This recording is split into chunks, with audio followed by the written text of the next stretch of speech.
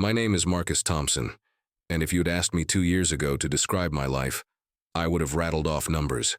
3 successful tech companies, net worth in the 8 figures, penthouse apartment with a view of Elliott Bay. I was 42, divorced, and convinced that success was measured by quarterly earnings and market share. I built my first company, Cloud Sync Solutions, from my garage when I was 25, sold it for $12 million when I was 30. The second company went for $40 million. By 40, I was the kind of person Forbes wrote articles about, the self-made millionaire who turned ideas into empires. But here's what those articles never mentioned.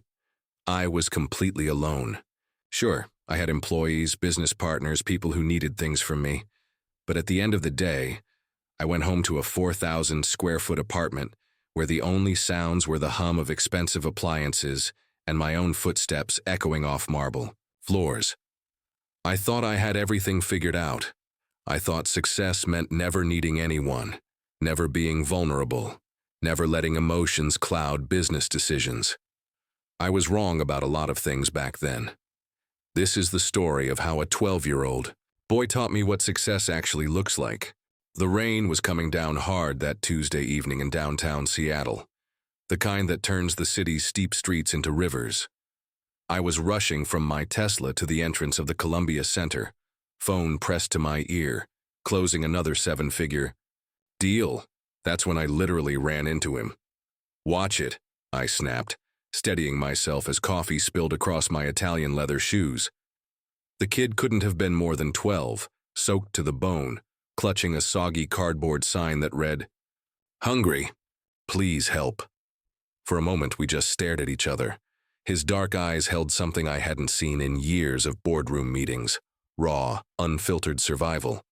While I stood there in my $3,000 suit, worried about coffee stains, this kid was fighting just to make it through another night. "Sorry, mister," he mumbled, backing away like he expected me to call security. Something in his voice stopped me cold. Maybe it was the way he apologized for existing, or how his thin frame shivered in clothes that had seen better months. Instead of walking away like I normally would, I heard myself asking, "When's the last time you ate something hot?" The question seemed to surprise him as much as it surprised me. I don't remember. That night, as I sat in my penthouse apartment, overlooking Elliott Bay, I couldn't shake the image of that kid. Marcus Thompson, CEO of 3 companies, mentor to Fortune 500 executives, couldn't stop thinking about a homeless boy whose name I didn't even know. I told myself I was going back to that corner for closure. One good deed, maybe buy the kid a meal, and I could move on with my life. But 3 days later, when I found him in the same spot near Pike Place Market, something had already shifted inside me. "You came back," he said, and I caught something that might have been hope in his voice. "What's your name, son?" "Darius." He hesitated. "Darius Washington." Over steaming bowls of clam chowder at a nearby diner, Darius told me fragments of his story. His mom had died 2 years ago, cancer, no insurance. His grandmother tried to take care of him, but her own health was failing.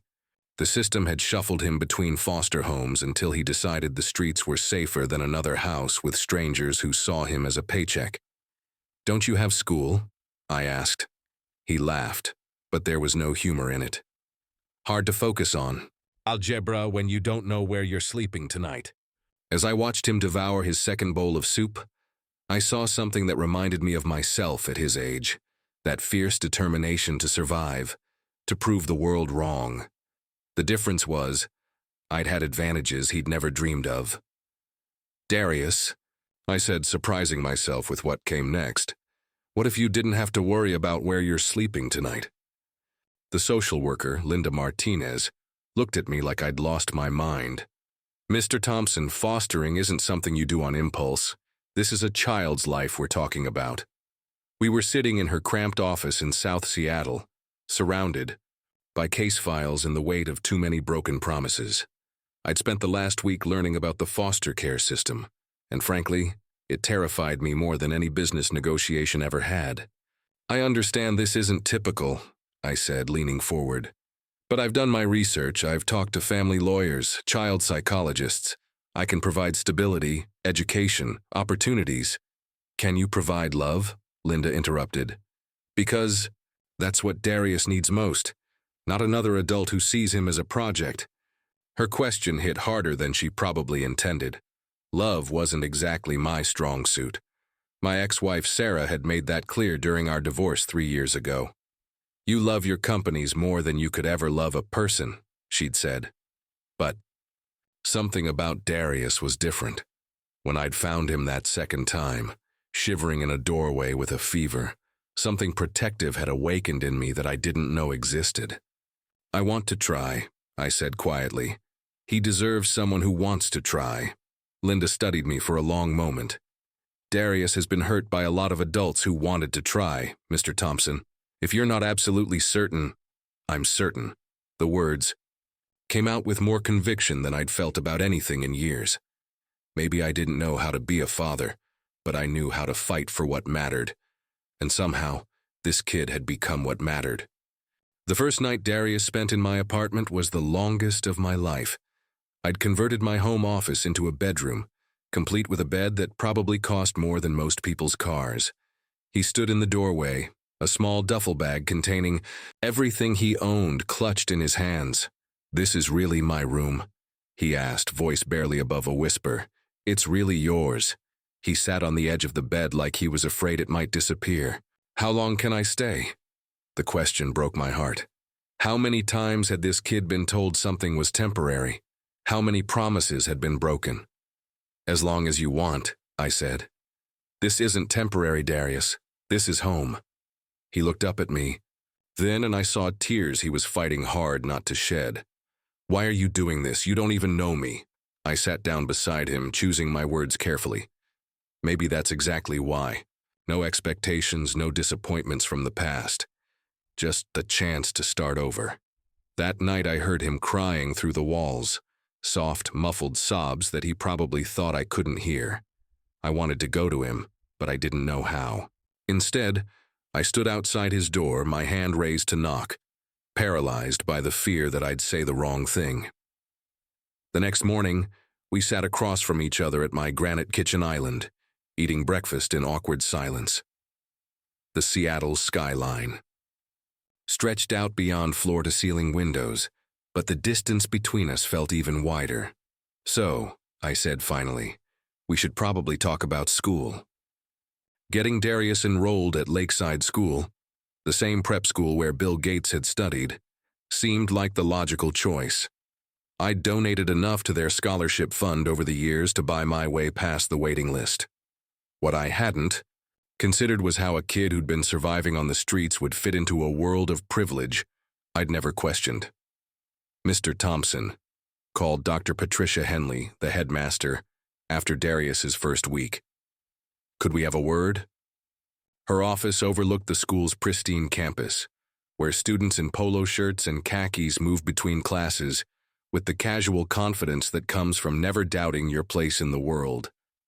"How's he adjusting?" I asked, though the tight line of her mouth already gave me the answer. "Darius, is he struggling? Academically, he's remarkably bright. His math scores are exceptional. But socially," she paused diplomatically. "Yesterday, he was found hoarding food from the cafeteria in his locker. When a teacher asked him about it, he became defensive, almost aggressive." I closed my eyes, remembering the fear in Darius's voice when he'd asked how long he could stay. He's been hungry before. Real hunger. It's hard to trust that food will always be there. I understand, but he also got into an altercation with another student. Apparently the boy made a comment about his clothes, and Darius, well, he has quite a vocabulary for someone his age. That evening I found Darius in his room, homework spread across his desk but his head buried in his arms. "Rough day?" I asked from the doorway. He looked up, eyes red. "They all think I don't belong there. Maybe they're right." "What happened?" "This kid, Bradley.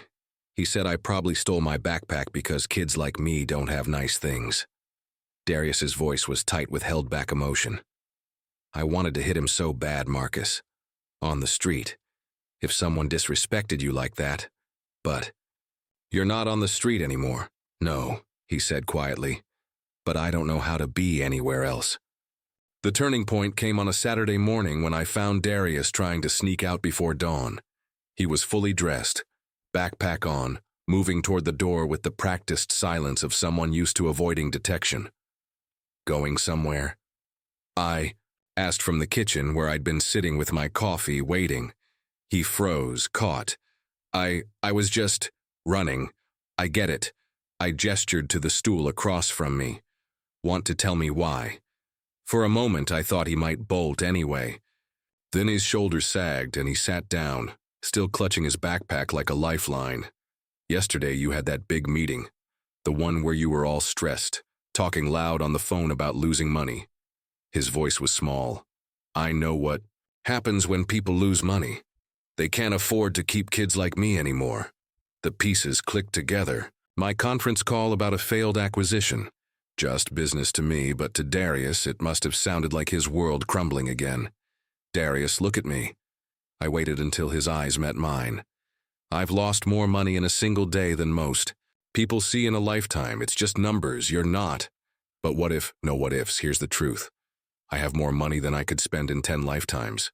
Even if every one of my companies failed tomorrow, I could still take care of you. More importantly, I want to take care of you. Not because I have to, but because you matter to me." He stared at me for a long moment. "You mean that?" I've never meant anything more in my life. Something shifted between us that morning. Not completely. Trust, I was learning, is built in small moments over time. But it was a start. He unpacked his backpack and asked if we could make pancakes together. As we stood side by side in my rarely used kitchen, mixing batter and burning, the first batch I realized something profound. For all my success, all my achievements, I'd never felt as accomplished as I did teaching a 12-year-old boy to flip pancakes. 3 months after Darius moved in, I came home to find him at my piano, a Steinway grand that had mostly served as expensive furniture. His fingers moved hesitantly across the keys, picking out a melody I didn't recognize. "I didn't know you. Played," I said, setting down my briefcase. He jerked his hands back like he'd been caught stealing. "I don't, not really. My mom, she taught me a little before she got sick." "What were you playing just now?" "Something she wrote." She said it. It was about hope. His voice was barely audible. "I probably don't remember it right." I sat down beside him on the bench. "Play it again." "I can't. I'm not good enough." Darius, some of the most successful people I know, started by being not good enough at something they loved. The only way to get better is to keep trying. Tentatively, he began to play again. The melody was simple but haunting, filled with a kind of longing that made my chest tight. This was a piece of his mother, of his life before everything fell apart, and he was sharing it with me. "That's beautiful," I said when he finished. "Would you like to take lessons?" His eyes lit up, then dimmed just as quickly. "Piano lessons are expensive. Darius, we've talked about this. Money isn't—" "I know, but—" He struggled with the words. "What if I'm not any good? What if I waste your money?" I understood then. This wasn't about money, it was about worth. He'd been told, in 1,000 different ways, that kids like him didn't deserve beautiful things, didn't deserve investment, didn't deserve dreams. "Here's what I think," I said carefully. "I think your mom gave you something precious when she taught you that song, and I think she'd want you to have every chance to honor that gift." That weekend, we found Elena Vasquez, a patient piano teacher who worked with kids from all backgrounds. During Darius's first lesson, I watched through the window as she guided his hands across the keys, helping him find the melody his mother had left him. When he played that song again, fuller and richer than before, I realized that this was what love looked like, not just providing for someone, but helping them become who they were meant to be. I should have seen it coming. 6 months of progress, of small victories and growing trust, and I'd started to believe the hard part was over. Then Darius's caseworker called with news that changed everything. "His grandmother wants to see him," Linda Martinez said over the phone. She's in hospice care now, and she'd like to say goodbye. Darius hadn't mentioned his grandmother in months, but when I told him about the call, something in his face crumpled. I can't, he said, backing away from me. I can't see her like that. Darius, she's your family. She loves you. If she loved me, she wouldn't have let them take me away. The words exploded out of him, raw and full of pain I'd only glimpsed before. She was supposed to take care of me, and she just gave up. That night I heard him pacing in his room, and by morning, the walls he'd slowly lowered were back up. He barely spoke at breakfast, picked at his dinner, and when I asked about homework, he just shrugged. The call came 2 days later. Darius's grandmother had passed away peacefully in her sleep. I found him sitting on his bedroom floor, knees drawn up to his chest, staring at nothing. I'm sorry, I said, sitting down beside him. I know this is hard. I should have gone to see her. His voice was hollow. She was the only family I had left, and I was too angry to say goodbye. Anger doesn't mean you didn't love her. How do you know? He looked at me with eyes that seemed too old for his face. You don't even talk to your own family. The accusation hit home because it was true. My parents and I exchanged birthday cards and Christmas calls, nothing more. My ex-wife and I communicated only through lawyers. I'd built walls around myself, long before Darius came into my life. You're right, I said quietly. I don't know much about family, but I'm learning. We're both learning. That night, Darius asked if he could sleep on my couch. Not because he was scared, he insisted, but because his room felt too quiet. I found him there the next morning, curled up under a blanket I'd never seen him use before, one his grandmother had made for him years ago, which he'd kept hidden. In the bottom of his drawer, some grief, I realized, is too big to carry alone. The formal adoption papers arrived on a Thursday morning, thick legal documents that would make our arrangement permanent. I'd been working toward this moment for months, but as I stared at the paperwork spread across my desk, I felt suddenly uncertain. Was I doing this for Darius, or for myself? Had I really changed, or was I just playing at being a father the way I played at everything else in my life? That evening I found Darius at the piano, working through a new piece Elena had given him. His fingers moved with growing confidence across the keys, and I could hear echoes of his mother's song woven into the melody. Can we talk? I asked when he finished. He turned on the bench to face me, and I was struck by how much he'd grown in the past 8 months. Not just physically, though he'd gained weight and lost the sharp angles of hunger. There was something different in his eyes, a steadiness that hadn't been there before. The adoption papers came today, I said. His face went carefully neutral. A defense mechanism I recognized. Okay, I want you to understand what this means. If we do this, it's forever. You'd be my son, legally and in every other way that matters. But I need to know that's what you want too. He was quiet for a long moment, his fingers absently finding keys on the piano. What if I mess up? What if I do something really bad? Then, we'll figure it out together. That's what families do. Even if I get arrested or fail school or… Darius. I moved to sit beside him on the bench. Do you know why I started helping you? He shook his head. Because you reminded me of something I'd forgotten. That there are things in this world worth fighting for. Not because they'll make me money or make me look good, but because they matter. You matter. Tears were starting to form in his eyes. I've never had a real family before. Neither have I admitted. Not really, but I think we could be good at it, don't you? The next morning, we sat in the courthouse, surrounded by lawyers and social workers and official documents. Judge Catherine Torres, a woman with kind eyes and graying hair, looked at both of us over her reading glasses. Darius, she said gently, do you understand what's happening today? Yes, ma'am, Marcus is adopting me. He's going to be my dad. And is that what you want? Darius looked at me, and in his eyes I saw something I'd been afraid to hope for. Complete trust. Yes, ma'am, that's what I want. When the judge's gavel fell, making our family official, Darius threw his arms around me. For the first time in my adult life, I cried in public and didn't care who saw. 1 year later, I stood in the auditorium of Lakeside School watching my son perform in the spring concert.